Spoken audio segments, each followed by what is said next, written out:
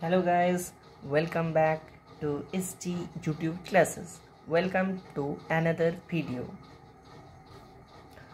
আজকে আমাদের topic of discussion হচ্ছে KCL অর্থাৎ Kirchhoff's current law. This law is also known as Kirchhoff's first law. তাহলে চলো জেনে নেওয়া যাক KCL এর স্টেটমেন্ট এ কি বলা হচ্ছে।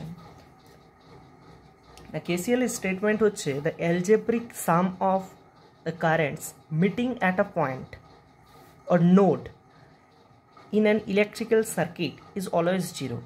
এখানে নোড বলতে বোঝানো হয় যে কোনো একটা ইলেকট্রিক সার্কিটের যে পার্টিকুলার পয়েন্টে বা যে ডিফিনাইট পয়েন্টে ইনকামিং এবং আউটগোয়িং কারেন্টগুলো এসে একত্রিত হয়, মানে যে পার্টিকুলার পয়েন্ট থেকে কারেন্ট এন্টার করে বা সেখান থেকে এক্সিট করে সেই পয়েন্টকে আমরা বলে থাকি নোড।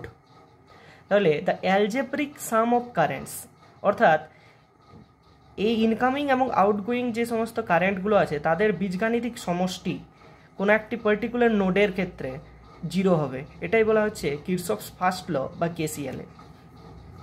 সাইন কনভেনশন রয়েছে, এটা খুবই গুরুত্বপূর্ণ বিষয়।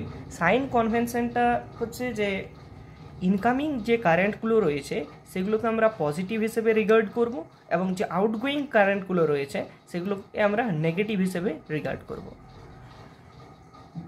এখানে দেখানো হয়েছে যে ও হচ্ছে একটা পার্টিকুলার নোড পয়েন্ট, সেখানে কিছুগুলো কারেন্ট ইনকামিং আছে, যেমন এখানে I2, I4, I6 এবং I8 এই যে কারেন্টগুলো দেখানো হয়েছে সেগুলো হচ্ছে এন্টার করছে, এবং বাকি যে কারেন্টগুলো রয়েছে যেমন I1, I3, I5 এবং I7 এগুলো এক্সিট করছে, অর্থাৎ ও বিন্দু থেকে বাইরের দিকে বার হচ্ছে।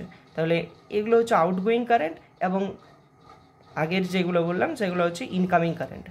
ইনকামিং কারেন্টকে আমরা পজিটিভ ধরবো এবং আউটগোয়িং কারেন্টকে নেগেটিভ ধরবো।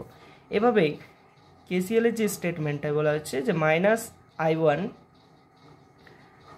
plus I2 minus I3 plus I4 minus I5 plus I6 minus I7 plus I8 is equals to 0, অর্থাৎ ইনকামিং যে সমস্ত কারেন্টগুলো আছে সেগুলোকে আমরা পজিটিভ ধরেছি, I2, I4, I6 এবং I8, এবং যে সমস্ত আউটগোয়িং কারেন্ট রয়েছে যেমন I1, I3, I5 এবং I7 এদের যে এলজেব্রিক সাম হচ্ছে এলজেব্রিক সামটা হচ্ছে 0, অর্থাৎ আমরা বলতে পারি যে summation of I is equals to 0। Summation of I, আবার I সমান আমরা জানি যে dq/dt। I মানে হচ্ছে dq/dt, মানে কোনো একটা পার্টিকুলার টাইমে যে rate of change of charge সেটা অ্যাকচুয়ালি কারেন্ট। তাহলে সেখানে লেখা আছে summation of dq/dt equals to 0, অর্থাৎ এখান থেকে যদি আমরা দেখি তাহলে কিউটা আমার কনস্ট্যান্ট থাকছে, অর্থাৎ চার্জ এখানে কনস্ট্যান্ট।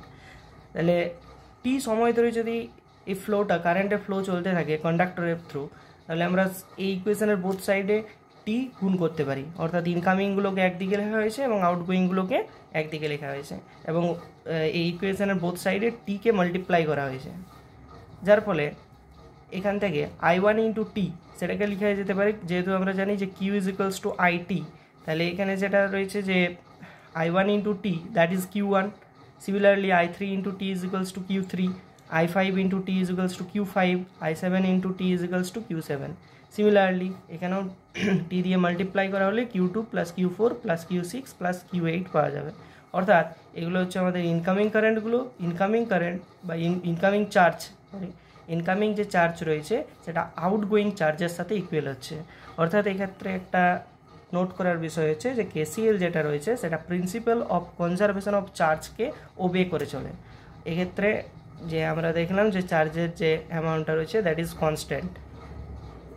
ডেরিভেশন যদি প্রমাণ করতে দেয় তাহলে incoming charges equals to outgoing charges, এই ডেরিভেশনটা এখান থেকে খুবই গুরুত্বপূর্ণ।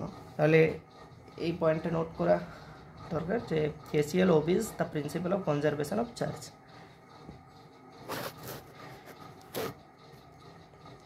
So thank you guys for watching this video.